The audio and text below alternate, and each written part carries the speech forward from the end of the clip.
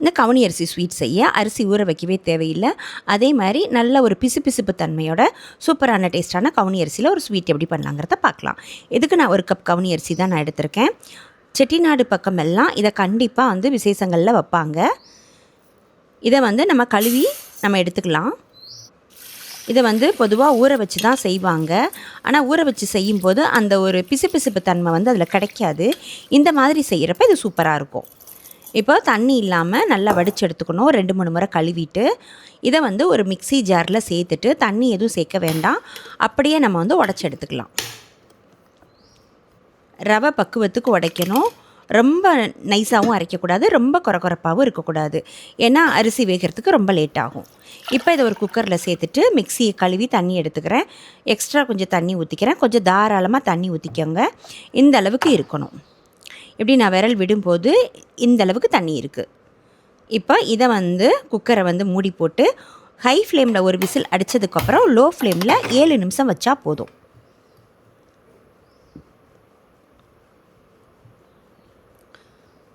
அதுக்கப்புறம் நம்ம அடுப்பை ஆஃப் பண்ணியாச்சு. 7லேருந்து ஒரு 10 நிமிஷம் கூட வச்சுக்கோங்க. அடி பிடிக்காமல் மட்டும் பார்த்துக்கோங்க. இப்போது இந்த மாதிரி தான் இருக்கும். நம்ம வந்து ஏன்னா கரெக்டாக தண்ணி வச்சோம்னா அடி பிடிச்சிரும். இப்போ இது உங்களுக்கு தண்ணியாக இருக்கிற மாதிரி இருந்ததுன்னா கொஞ்சம் வந்து அடுப்பில் வச்சு கிளறி எடுத்துக்கலாம். இப்போ பார்க்கும்போதே உங்களுக்கு தெரியும் அரிசி அங்கங்கே தெரியுது. அதேமாரி நல்ல ஒரு பிசுபிசுப்பு தன்மையோடு இருக்குது. இந்த ஸ்வீட்டை வந்து இப்படி சாப்பிட்டா தான் இது ரொம்ப நல்லாயிருக்கும். அதே மாதிரி ஊற வைக்கலை அப்படிங்கிறத கவலையே தேவையில்லை. இப்போ இதுக்கு தேவையான ஒரு பிஞ்சு உப்பு சேர்த்துட்டு இனிப்புக்கு தேவையான அளவு நான் சீனி சேர்த்துக்கிறேன். இதுக்கு வந்து ஏலக்காய் தூள் வந்து தேவையில்லை. இந்த ஃப்ளேவரே ரொம்ப சூப்பராக இருக்கும். ஒரு 2லேருந்து 3 டேபிள் ஸ்பூன் வரைக்கும் துருவின தேங்காய், 1 டேபிள் ஸ்பூன் நிறைய நெய் சேர்த்துருக்கேன். அவ்வளோதான், நம்ம சூப்பரான கவுனி அரிசியில் ஒரு ஸ்வீட் வந்து ரெடி ஆயிருச்சு. இதை வந்து சட்டுன்னு செஞ்சிடலாம்.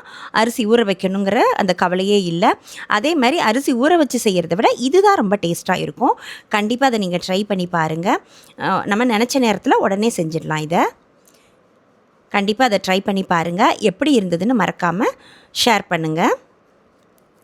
இங்கே பாருங்கள், ஸ்பூனில் எடுக்கும்போதே தெரியுது எந்த அளவுக்கு இருக்குன்னு.